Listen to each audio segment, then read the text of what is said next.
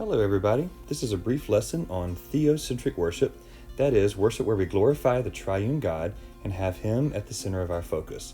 Now from the creation of the world, God commanded us to rest one day in seven, known as the Sabbath day, a day where we would stop working and focus on our Creator. After Christ's resurrection, Christians began to observe a day of worship on the first day of the week, Sunday. That's why we call Sunday the Lord's Day. When we come together to worship God, we stop.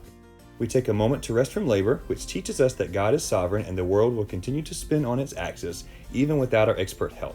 So worship begins with stopping. What do we do when we stop? Three things. First, we recognize God's sovereignty. We gaze upon the Lord in His greatness. We recognize that He is ruling and reigning, and that we are not God and cannot be God. The second thing we do is remember God's story. Now, since God is a triune God, God's story is Christ's story. So we remember His creation, His acts, and His work on the cross.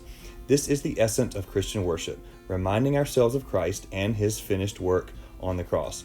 After we've done these, it falls to us to respond.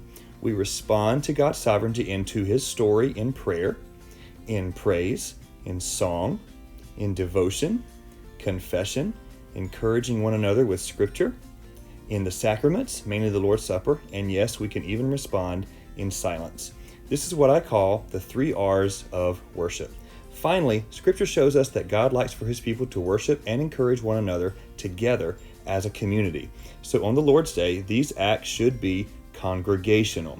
We perform this liturgy of recognizing God's sovereignty, we remember God's story, and together we respond, especially with my personal favorite, singing to this awesome God and His story of relationship with His people.